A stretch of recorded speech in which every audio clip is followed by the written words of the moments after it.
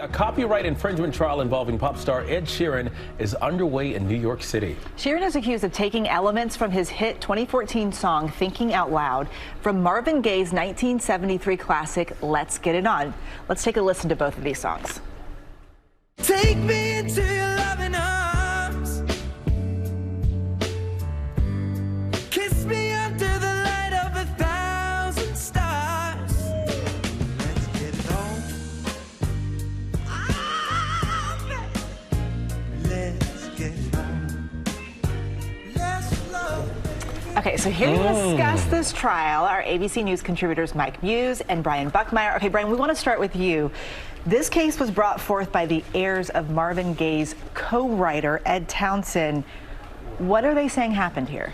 It all comes down to 4 chords in the song. And what they're saying is that those 4 chords are being replicated in Ed Sheeran's song. And they're arguing that this is the heart of the song. Now, the other side is that only one of the chords is slightly different, but they're saying it's like the ingredients of their songs are being copied in Ed Sheeran's, and that's a copyright violation.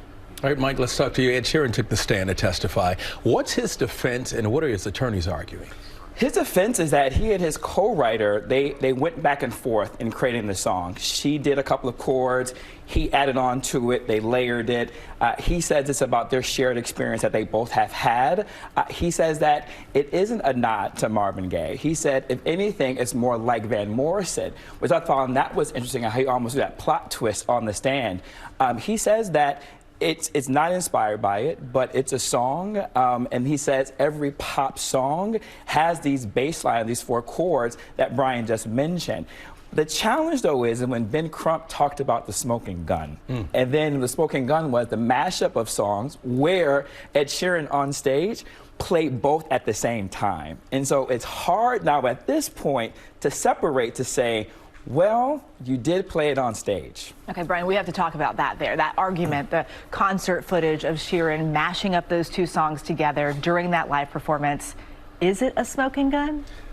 I think it is. The question is how much smoke is coming from this gun? Because, yes, we can see it. I'm not that musically talented. I'm not going to sing it for anyone here. But it does seem to be very close when you look at it from an instrumental standpoint, because you got to remove all the other elements. Not only is it similar from a technical standpoint, but he himself had said it, and he's on stage showing us how he can weave seamlessly between the 2. Now, to his defense, he's saying, I'm a talented artist. I can do this with a lot of songs. But the similarities, not that he only pointed out, but others are pointing out, make it does seem like a smoking gun. And Mike, this is not the first case involving Marvin Gaye. Of course, the Gaye's estate, they were very successful in suing Robin Thicke, Pharrell Williams for blurred lines. The similarities in Marvin Gaye's Got to Give It Up. Is this often, does this happen often in the music industry? So there's a couple of things, and you asked such a really great question. One thing I do want to add on to what Brian was saying was also going to make this case really interesting is that on cross-examination of Ed Sheeran, the attorney talked about a lyric in the song where he says plagiarism is hidden, right? And so that actually is a quote. So he almost isn't helping his own case, even if he isn't inspired by Marvin Gaye's estate. Yes, there is a commonality. What happens is a lot of former publishers, producers, songwriters often is called litigious copyright suers, right? And so they're constantly suing for a copyright in order to make an income. And so there is this niche category of individuals who are litigious when it comes to that. But Marvin Gaye is such a popular artist, and his music catalog is so popular that a lot of artists do draw upon inspirations from Marvin Gaye. ABC News contributors Mike Muse and Brian Buckmeyer, we want to thank you both. And we want to hear from you guys at home. Scan that QR code right there on your screen and tell us if you think the songs sound the same or different. We'll be watching. Yes.